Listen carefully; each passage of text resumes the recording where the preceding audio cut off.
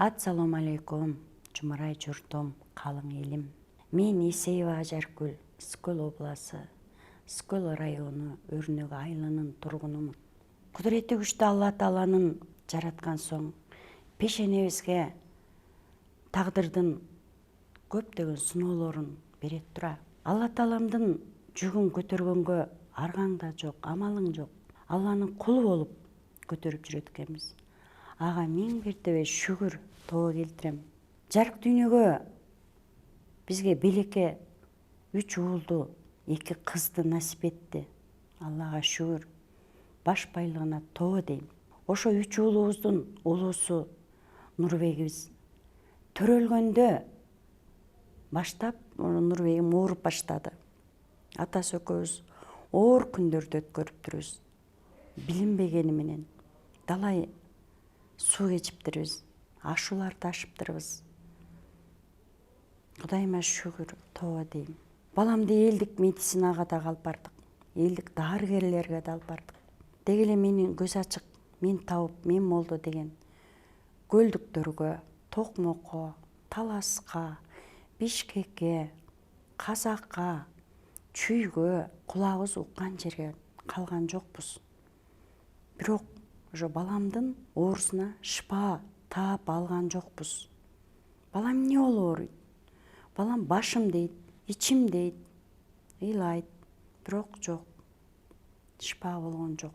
Ал табыптар, ал көз ачыктар, ал молдолор балаңа жин кирип кеткен дейт, каргыш бар дейт, сыйкырдуу дуба бар дейт, көзүн ачыш керек дейт. Биз аларга түшүнгөн жокпуз. Ошонун диагнозун чыгарып бере алышкан жок. Балам кыйналып жүрө бердик. Жараткан Алла каражат кетти. Бирок мен өкүнбөйм, Аллага шүгүр дейм. Алла ошончо оор жүк берсе дагы, Аллах Таалам ырыскысын берип турду бизге. Ошо балабызды койнубуздан алып кеткен жок жараткан. Кайра койнубузга камтып берип турду. Аллага чексиз ыраазыбыз, тобо келтиребиз. Күндөр өттү, жылдар өттү, айлар өттү. Жараткан Алла Тааланын мээримдүүлүгү менен, ырайымдуулугу менен, боорукерлиги менен таасири күчтүү табып, Матай уулу Кубанга, өмүрлүк жары Салимага күндөрдүн биринде Нурбегимди Алла Таала жолун ачып кезиктирип койду. Ыраазымын Аллага. Миң мертебе ыраазымын. Баламды кубаным кабыл алып, тамырын кармап, шыпа табасың балам. Бир Алланын керемети менен, бир Алланын улуу Кураны менен шыпа таап айыгасың деп кабыл алды.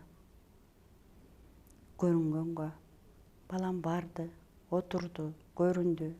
Шыпа таап, таасири күчтүү табыптан жакшы боло баштады.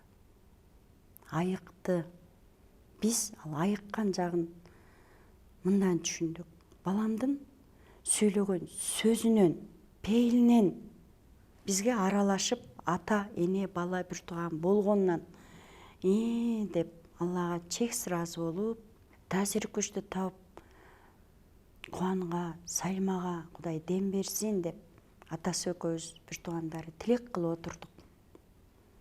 Балам аяктан шыпа таап айыгып, өз жолуна салып, улуу кереметти Алланын керемети менен жолун ачып, үйлөнүп, турмуш жолуна аттап, балам 4 уулду болду.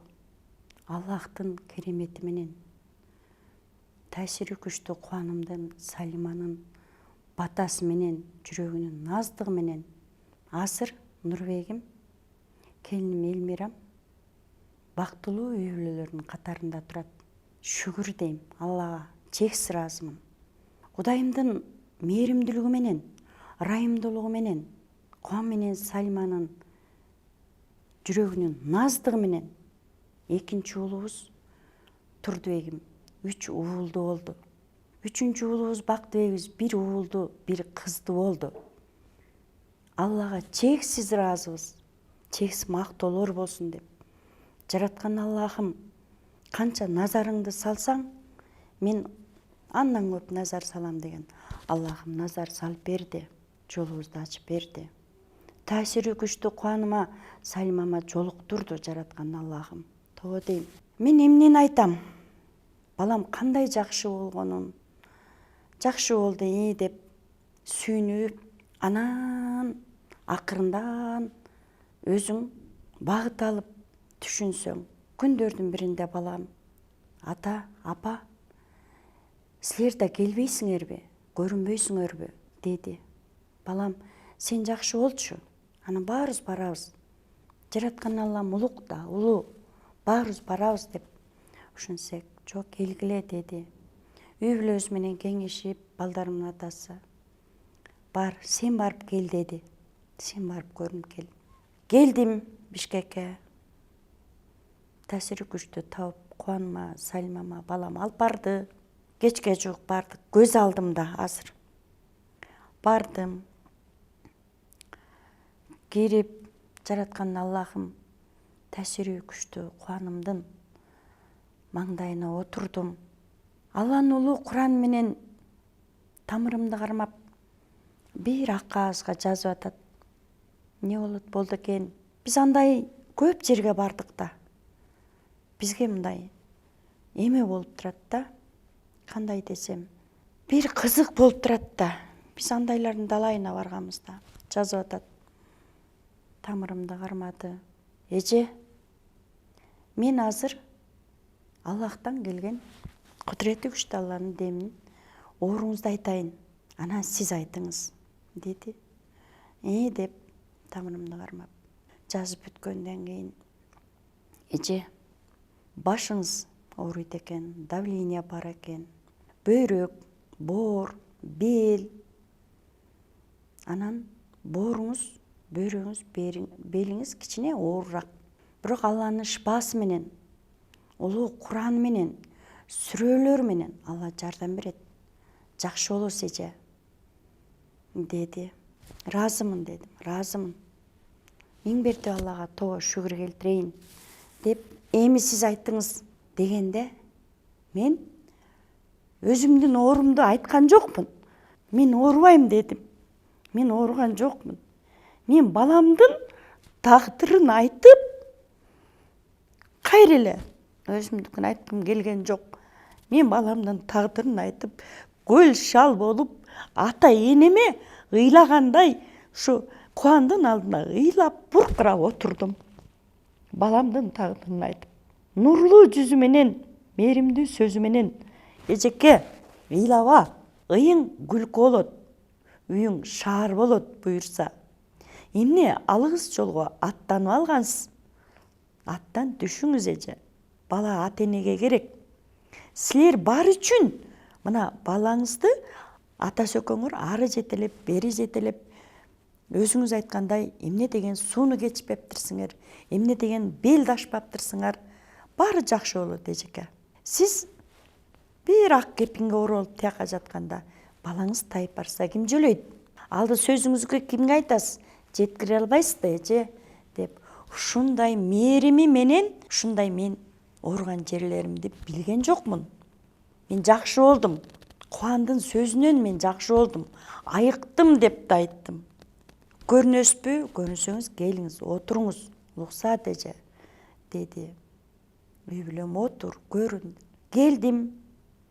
Сеансына отура баштадым. Мен муну айтайын деп атам сиздерге.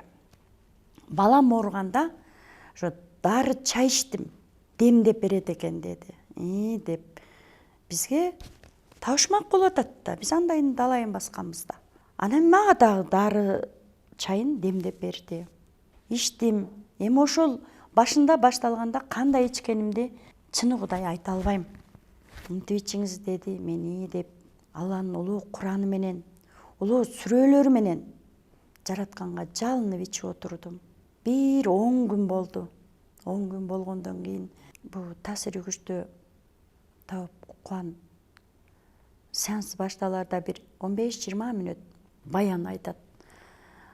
Анан отуруп айтып, мен бир капталында отурчу элем. Эл отурат деп тамашалап, Ажарбы жеби деп күлөсө, келгенде эжем башка десе, ошол жерде отурган эми баары дебейм, бир тобу ооба эже келгенде башка эле, азыр такыр башка десе, мен ошондо баягы баламдын дары чайын эстеп, эл тараса эл күзгү да деп, мен ошо биринчи барган күнүмдү эл таразалаптыр да. 10 күндөн кийин шыпа тап, таасир берип, мен жакшы болгонумду эл айтты. Ой Кудайыма шүгүр дедим.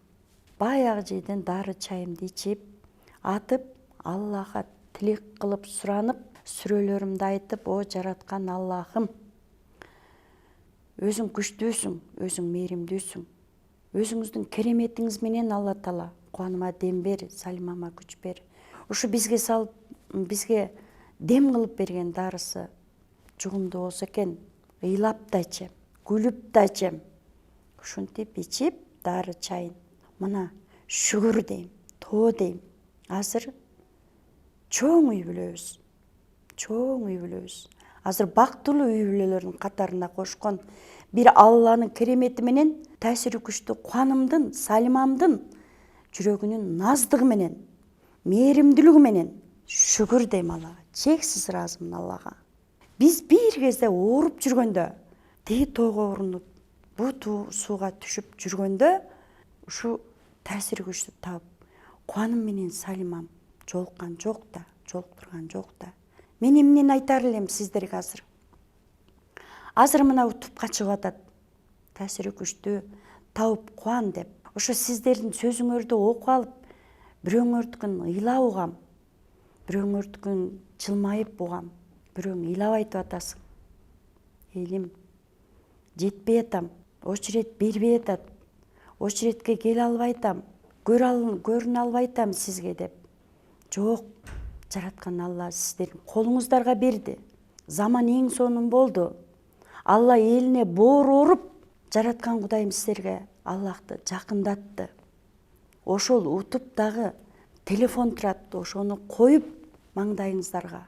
Ошол Кубандын айтканына ынанып, Аллахтан тилек кылып, Аллахтан суранып, саңар ошол айтып аткан сөзү, тархы сиздерге дем берет. Сүрөтүн карап туруп дем сурагыла Аллахтан. Тилеңгиле Алладан. Жетесиңер буюрса. Ошо дем дарыны мен эртең менен кечкисин ичелик. Эртең менен ичкен дем дарысы бир башка таасир берет. А кечке ичкен дарысы бир башка дем күч берет. Мен ошого багыт алдым. Ушундай турбайбы деп. Бир жараткан Аллахым мага кичине назарыңды салчы, мен тоодой сага назар салып берем. Бир Аллахыма жакындап, бир Аллахтан тилек кылып, эбепке себеп болуп келген кудурети күчтүү Тауптун, Кубандын сүрөтүнөн, сөзүнөн дем алыңыздар, ыйлабаңыздар, оорубаңыздар. Мен элиме тынчтыкты каалайм, жериме берекени каалайм, элимдин ыйлаганын каалабайм. Шүгүр дейм, тоо дейм. Мен Алла Таалама чексиз ыраазымын. Миң бирдей ыраазымын Аллахыма. Аллахым ушу пенделердин мээримдүүлүгүн карап, наздыгын карап, элине жардамга жиберген кереметтүү Алланын күчү менен таасири күчтүү Тауып Кубаным менен Салимама кичине болсо дагы бир жакшы бир сөзүмдү айткым келди. Алланын кудурети, Алланын күчү менен. Аллахымдан келген кут экен, элине келген белек экен. Кубан менен Салиманын мээримдүүлүгүнө, жүрөгүнүн наздыгына, нурлуу жүзүнө Аллахым ак батасын берген экен. Алла Тааладан келген белегиңер кут болсун, бекем болсун алтындарым. Аллахым үй бүлөлүк бакыт жашоо насип этсин. Элимдин ак батасын алып, үйүңөрдөн кут береке үзүлбөсүн. Кудайыма шүгүр дейм, тоо дейм. Элиңиздердин ак батасын алып, Алланын демин алып, күчүн алып, бир жараткан Аллага аманатсыңар кара жандарым. Биз силерди жакшы көрөбүз. Миң бирде ыраазычылыгым келтирем Аллахыма. Алланын кулу болуп өтөлү. Разымын Аллахыма.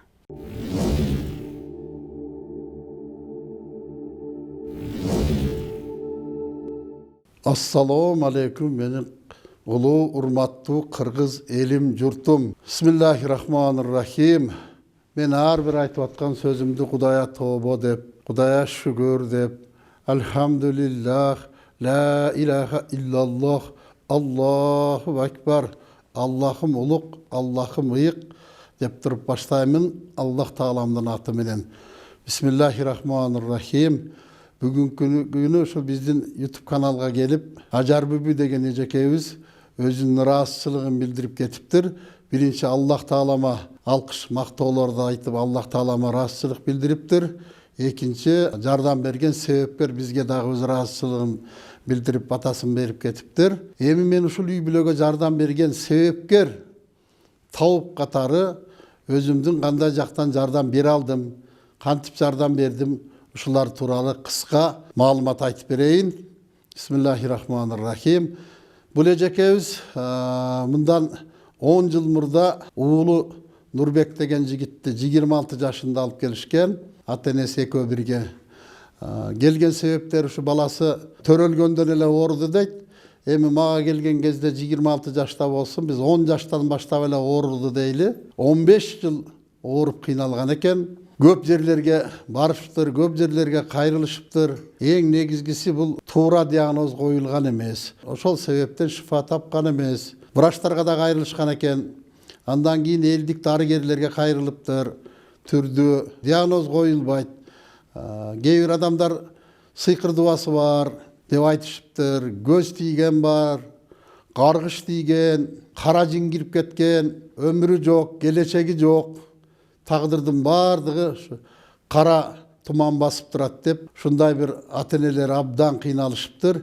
Көп жерлерге барышыптыр. Балаңдын келечеги жок, оорусунун шифасы жок деп, айрымдары жардам бериптир. Каргышты чыгарабыз, сыйкырды кайтарабыз, көзүн ачыш керек дегендей бир көп туура эмес диагноздор коюлуп, бул ата эне үчүн оор нерсе. Бул 1 жыл эмес, ондогон жылдар, 15 жылдай кыйналышыптыр. Акыры Кудай Тааламдын буйрук насип кылып, биздин кабыл алууга келип калып атат. Бул жерде мен деген сөз жок, Аллах деген сөз бар. Аллах Таалам бир ийгиликтерди, жакшылыктарды берердин алдында адамга бир сыноо берет экен, сыноолорду, оор сыноолорду берет экен. Менин жеке түшүнүм боюнча бул үй бүлөгө дагы Аллах Таалам ушундай сыноону берген. Эң тунуулуу баласы ушундай белгисиз себептер менен ооруп, диагнозу табылбаган оору менен Аллахым сынаган, көп кыйынчылыктарды баштарынан өткөрүшүптүр. Аллах Таалам ушу бир жакшылык берердин астында бир сыноодон өткөрөт деп элибизде, кыргыз элибиздин өзүнүн макал лакап сөздөрү бар. Бардык кыйынчылыктын аягы жакшылык, жакшылыктан үмүтүңөрдү үзбөгүлө деп. Аллах Таалам буйругу менен бизге келип дарыланып көрүндү. Мен диагнозун коюп, бул балада каргыш жок экенин, наристе бала жаңы эле төрөлгөн болсо өзүнө душман аргышырып каргыш тийгизгенге жетише элек. Ал эми дагы өзүнө душман аркытып сыйкыр дуа өткөзгөнгө да бул бала жетишкен жок. Балакатка жетелек балага сыйкыр, каргыш окулушу мүмкүн эмес эле. Чести эми мындай айтканда таза эле башында, нервде, жүрөктө ооруган жерлер бар. Ушул ооруларынын диагнозун таап, Кудай Тааламдын буйругу менен бизден шифа таап айыгып кетти. Бул баланын өзүнүн дагы раатсыздык берген видео эфир аркылуу раатсыздык билдирген тасмасы бар. Өзү өмүр баян айтып берген. Мен аларды кайталабай эле коеюн. Бул жерден ал балабыз ден соолугунан толук калыс айыкты. Быйыл 10 жыл болду айыкканына. Үй бүлөлүү болду, үйлөндү. 4 эркек балалуу болду. Кудайга шүгүр, Аллах Таалама чексиз шүгүрлөр болсун. Ошону менен бизге бул ийгиликтин эрте кечи болбойт дейт. Аллах Тааламдын берген сыноолорунан бул үй бүлө өткөн экен. Ушу Бердибек байке менен Ажар Бежен үй бүлөсүнө Аллах Таалам өзү кут береке берди. Балалы үй базар дейт, баласы жок үй мазар дейт. Алдыркы кезде Бердибек байкемдин үйү базар болуп жатып калды. 9 неберели болду. 9'dun içinden 8 erkek, 1 kız болуп атат. Бердибек байкем өзү жалгыз эркек болгон экен. Азыр Кудайга шүгүр 9 эркек Бердибек өзүнүн уулу менен 12 эркек Бердибек болуптур. мына Алла таалам кут береке берет деген, ийгиликтин эрте кеч болбойт дегенге далил катары азыркы күндө байкемдин көңүлү жакшы, үй бүлөсүнө кут береке келди. Эл катары жакшы жашоодо өмүр сүрүп жатышат. Бул да болсо Кудай тааламдын берген мээрими, Аллах тааламдын өзүнүн берген ырыскы дөөлөтү. Мен ушул эфирден пайдаланып байкемдин үй бүлөсүнө, балдар кыздарына, төрөлүп жаткан неберелерине чың ден соолук, үзөк өмүр каалайм. Уулдары али да жаш, келиндер жаш, Кудай таалам буйрса дагы буларга көп перзенттери берет. Мен муну менен эмнени айткым келип атат? Бизге келген адамдардын баардыгына менин биринчи берген жардамым Аллах тааланын өкүмү менен жашагыла, Кудай тааланын бар экенин ишениңиздер, Кудай деп жашаңыздар, Кудай тааламдын жараткан дини ислам динине ишенгиле, кабыл алгыла, Куранды кабыл алгыла, Курандагы шарияттагыдай адал өмүр сүрүшкө, адал ырыскы таап жешке ниеттениңиздер деп бизге келген ар бир адамга Куран жаттатабыз, келме жаттатабыз, арам адалды үйрөтөбүз. Анан Кудай тааламдын кандай буйрган өкүмү болсо ушуну менен жашайлы деп өз акыл кеңешибизди, батабызды беребиз. Ушу биз берген батанын таасири Аллах таалам ушул үйгө кут береке берди. Кыргыз элим аман болсун, элибизде, жерибизде тынчылык, аманчылык болсун. Эч кимиңиздер оорубаңыздар. Биз ушу кыргыз элимдин саламаттыгын сактоо максатында күнү түнү кызматтабыз. Аллах таалам баарыңыздарга узак өмүр берип тынчылык берсин.